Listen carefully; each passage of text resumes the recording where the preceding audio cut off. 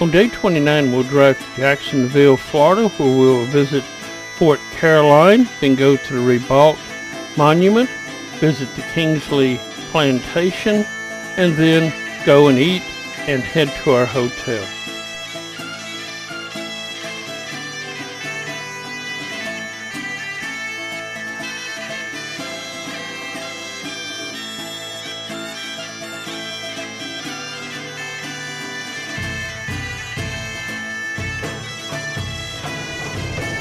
We have a long drive to get to Jacksonville and a lot to do, so we head out really early.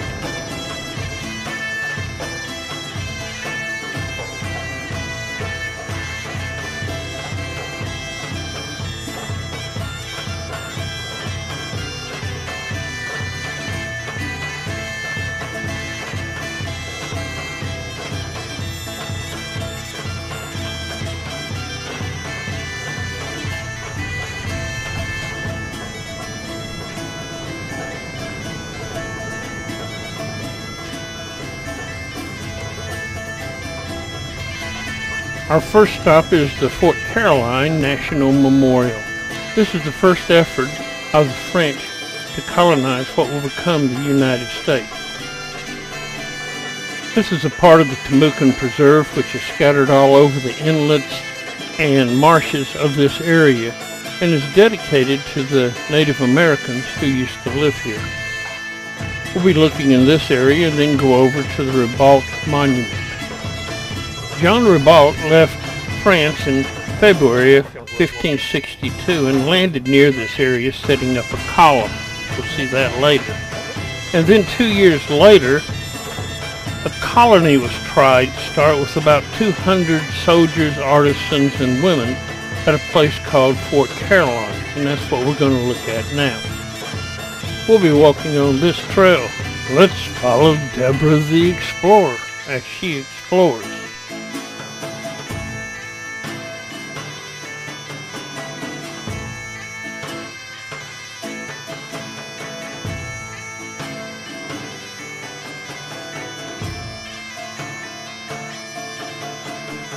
First we come to the replica of the Timucuan village and look at it a few minutes.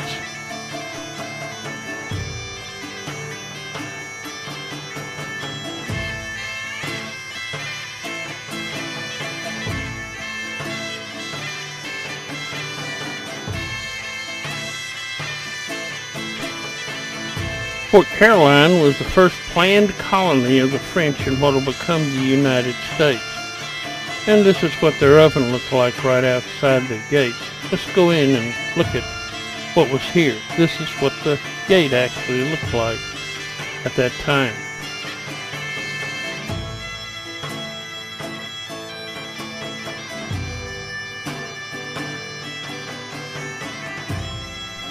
They had a wooden wall on the riversides because it wouldn't dissolve their masonry, and then they built masonry walls on the other three sides.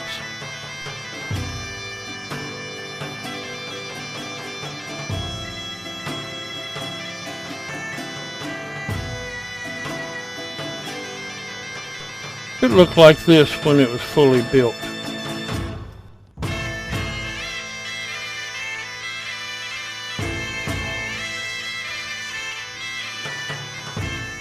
The Spanish were not happy that they were here, so a year later they marched north with 500 soldiers out of St. Augustine. They massacred all the men, and then they took the children and women as slaves. Then they went to Matanza Inlet and killed the rest of the French. That's where we saw the fort the other day. Now let's go look at the Ribault Monument.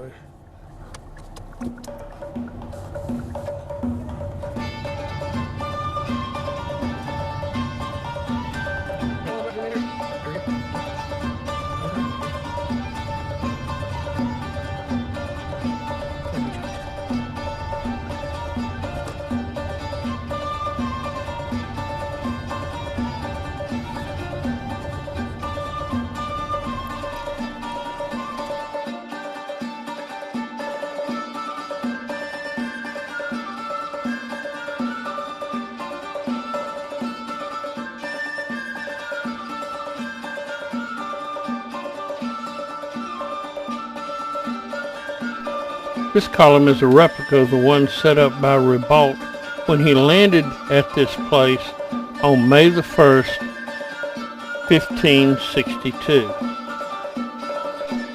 He meant it as a claim by the French for this area, although it's mainly marshes and swamps, as you can see.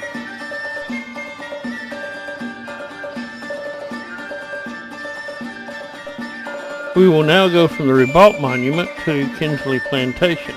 Fairly close, but it takes a lot of driving to get across the Johns River.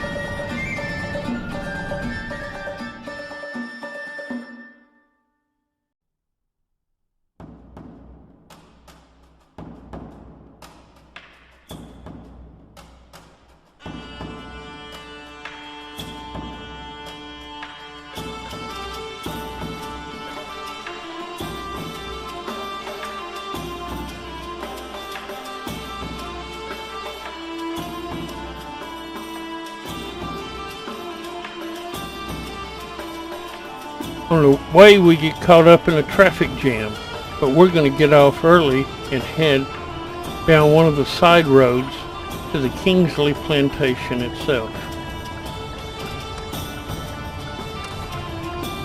Continue for 3 miles.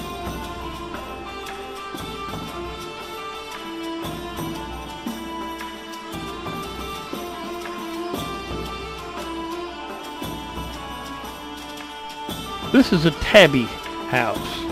It was made out of seashells and concrete being poured in layers as they went up. It looks like concrete blocks, but it's really not. This is what it looks like, seashells and concrete, and here's how they poured it. Now we turn down a dirt road and continue to head towards the Kingsley Plantation.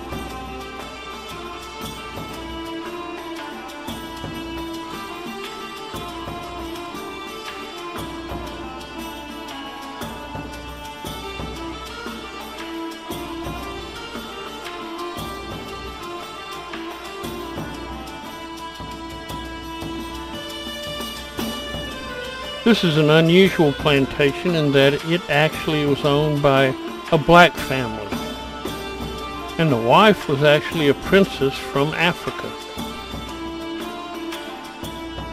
As we arrive, we'll go to the garden, then the kitchen house, over to the planter's house, stable, and finally look at the slave quarters.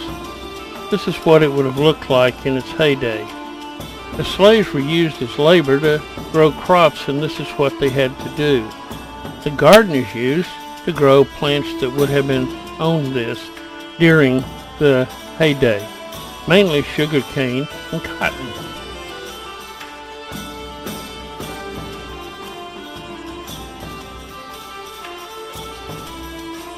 Next we'll go look at the kitchen house. It was separate from the house so that if the kitchen caught on fire, it wouldn't burn the whole place down.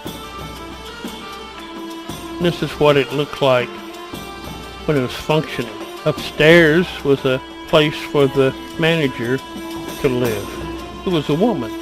This is a typical meal they would have cooked in this kitchen. And here we have a drawing of what it would have looked like in here. Anna Kingsley was an African princess actually, and she ran the operation for many years after her husband died. Now let's go explore the house.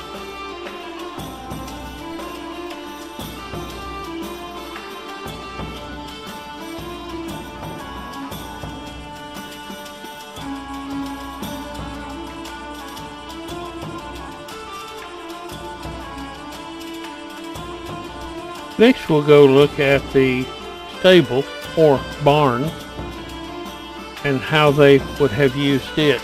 It's made out of that tabby again,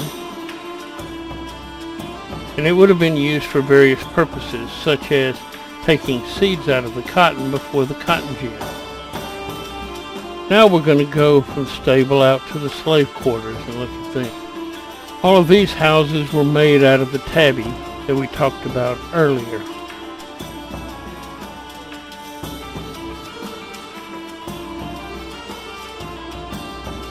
As you can see, there were quite a few of them, and a family would live in each one. This is what they would have looked like when they were in use. And one of them has been restored. Let's go look inside it.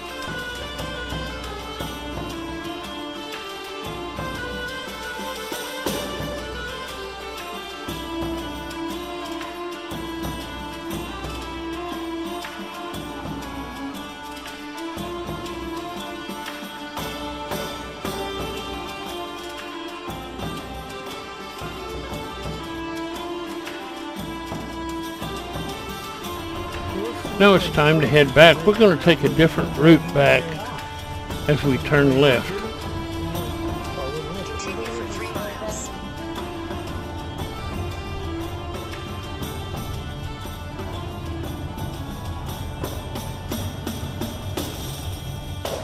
This is the Ribault Club Visitor Center. This is the National Park headquarters. This is park headquarters here.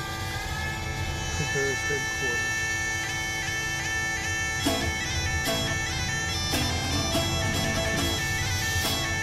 And we stop to look again over the marshes and the bridges, the inlets, as we're right on the shore here.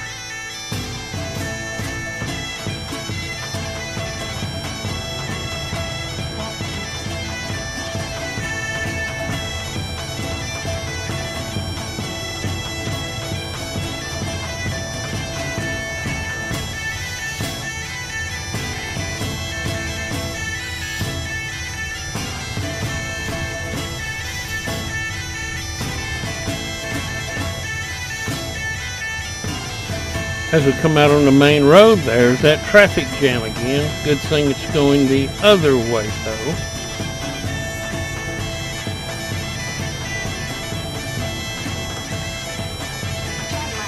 We're not going to take the bridge across the river. We're going to take the ferry this time to have a little bit of a different experience.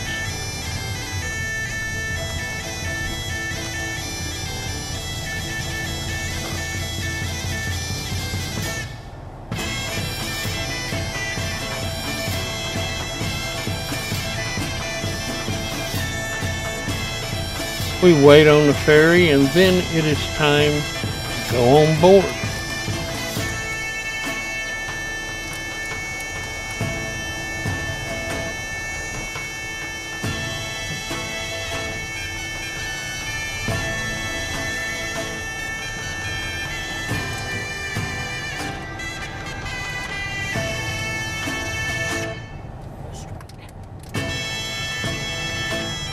We will be crossing the river on the John Ribault.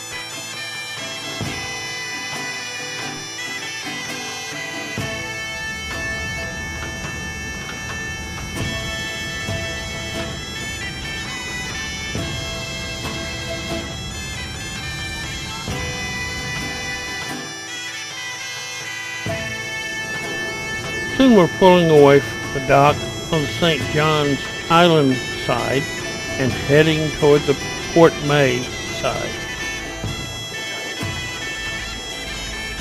It only takes about 4 or 5 minutes to cross the river here, and soon we're getting ready to dock at Port May.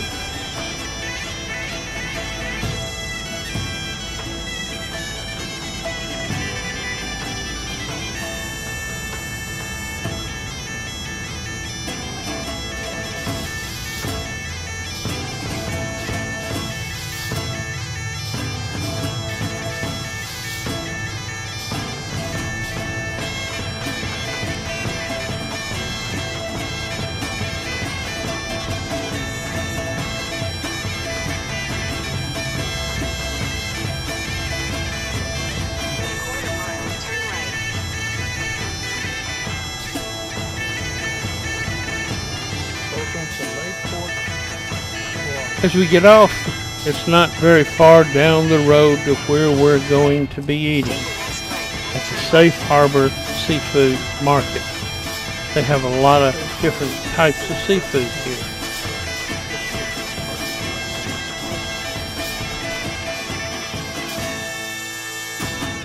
The food also probably is pretty good. It's got a long line waiting to pick up food.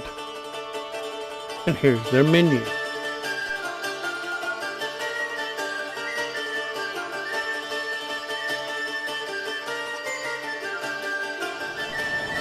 After we get through eating, we head back to our car, and there is a container boat going by, and in front of us is a flock of laughing gulls.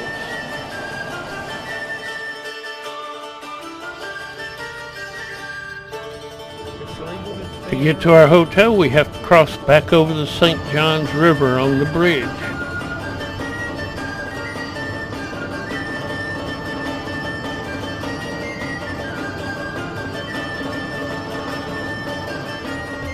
Take the next right, then you'll arrive at your destination.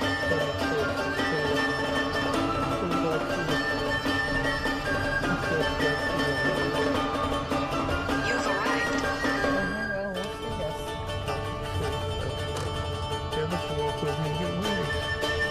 And soon we're arriving at Comfort Suites, West Jacksonville, where we'll spend the next couple of nights.